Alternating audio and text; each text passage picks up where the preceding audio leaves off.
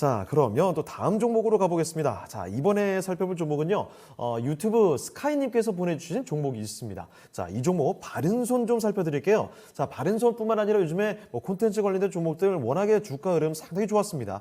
자, 바른손도 주가 많이 올라왔거든요. 현재 매수하신 가격이요, 4,300원입니다. 비중은 10% 가지고 계시고, 매수하신 가격이 근데 좀 높네요. 좀 높이 올라왔을 때 지금 들어가셨고요. 자, 오늘도 바른손의 경우에는 6% 가까이 상승하면서 4,460원에서 마감이 됐습니다. 자, 일단 뭐 수익으로 좀 돌아선 상황인데 바른손 앞으로 더 갈지가 궁금해집니다. 지금부터 살펴드릴게요. 자, 김종수 전문가님, 바른손 갖고 계신데요. 자, 매수 가격이 4,300원, 10%입니다. 이 종목 더 치고 나갈까요? 모르겠습니다. 네, 바른손이라는 종목을 제가 분석한다고 또는 이 기업에 대한 업황을 전망한다고 해서 시청자분님한테 의견을 드리면 틀릴 겁니다. 맞지가 않고요.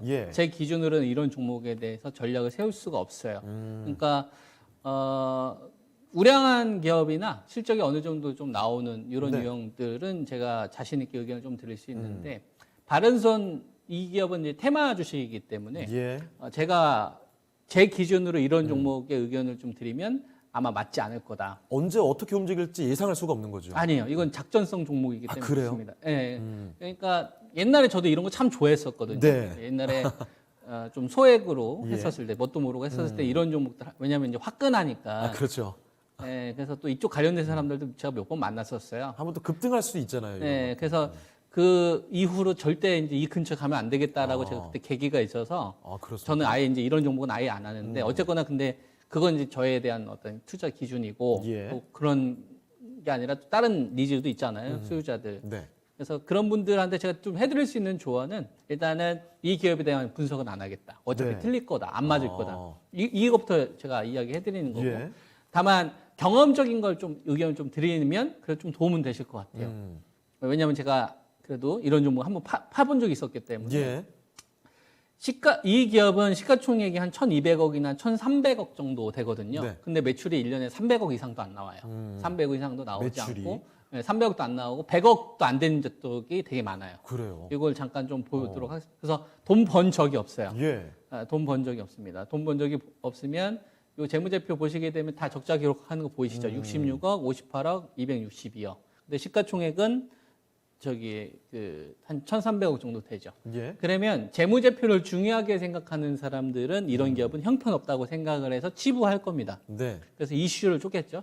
근데 이 바른손 같은 이런 유형, 테마 유형, 옛날에 뭐 경협주 같은 유형, 그다음에 이제 정치 테마 관련된 이런 주식들은 실적이 중요하지 않고요. 작전성 주식으로 우리가 인정을 하고 그 주식이 설사 작전이 아니라고 하더라도 작전 주식이 아니라고 하더라도 그 주식의 시세를 결정하는 특정 세력이 있다라고 가정을 하고서 전략을 세워야 된다는 얘기예요. 그러니까 바른손이 작전주라는 얘기를 하는 게 아니라 그렇게 전제를 깔고서 전략을 세워야 내 자산을 지킬 수 있다 이겁니다.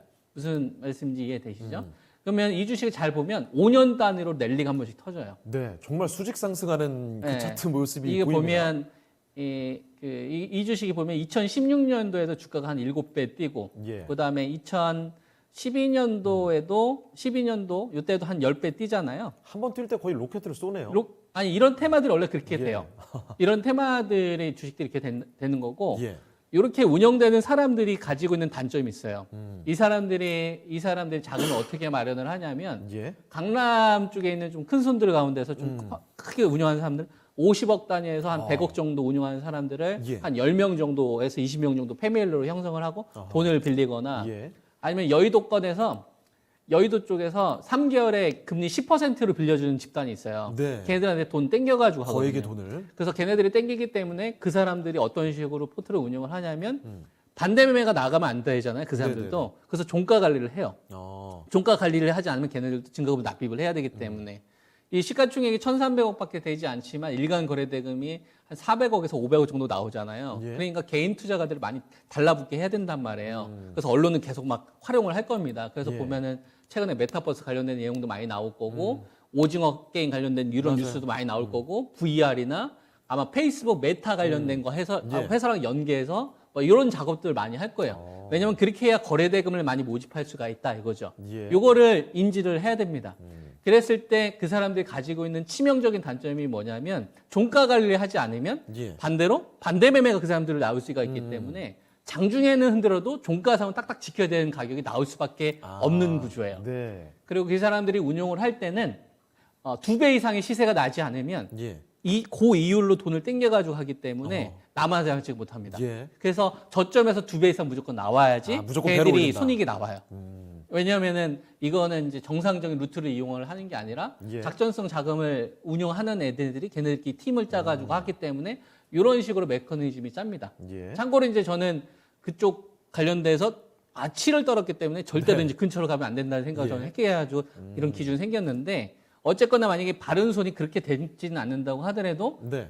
그렇게 전제를 깔고 가야 내 자산을 지킬 수 있다는 얘기를 하는 거예요. 시청자님. 무슨 말인지 이해되시죠? 그러니까 이 주식이 무조건 작전주다. 이런 식으로 이야기하는 게 못 아니라 받는 건 아니고. 적자의 기업인데 주가가 정상적이지 않게 막 10배씩 뛴다. 이거는 정상적인 건 아니잖아요. 그렇죠. 그랬을 경우에 내가 당하지 않아야 될 거 아닙니까? 그러니까 뉴스에 호도당하지도 말고 그 사람들이 가지고 있는 치명적인 어떤 그 기준이 그 약점이 있으니까 그걸 우리가 역이용으로 해봐라 이거예요. 예. 그래서 장중 가격은 중요하지 않다는 얘기를 하는 겁니다. 종가상으로 딱딱 지켜야 걔네들이 반대매매 증가금을 더 납입을 안 하기 때문에. 예. 그래서 저점에서 제가 2배 뛰어야지 걔네들 본전이라고 했잖아요. 네. 그럼 2,500원에서 5,000원이 걔네들이 본전이라고 보면 됩니다. 만약에 2,000원에서 5,000원이 본전이 되는 거고 종가상 가격 그러니까 여기 나와 있는 이전에 이 출발 가격 있잖아요. 네. 이 28% 상가 이게 중요한 게 아니라 종가의 가격이 중요한 거예요. 네. 종가의 가격이 유지가 돼야 뭐가 만들어지냐면 차트가 만들어집니다. 왜냐하면 이동평균선은 장중 가격으로 안 만들어지잖아요. 네. 종가로 만들어진단 말이에요. 그래서 차트를 중요하게 생각하는 사람들이 현혹을 시키려면 예. 종가 관리를 하면서 가야 되는 것도 같이 이유가 있어요. 그래서 얘한테 중요한 자리는 제가 제시해드릴 수 있는 게 예. 3,500원 라인이 될 거다. 실제로 여기서 보니까 저점에서 찍네요. 네. 3,500원이 될 거고 그 다음에 이제 여기서 로켓을 한번 더 쏠려면은 5,000원 이상으로 마무리가 되는 양봉이 나와야 됩니다. 그리고 나머지 중간 가격은 다 의미가 없는 가격이에요. 예.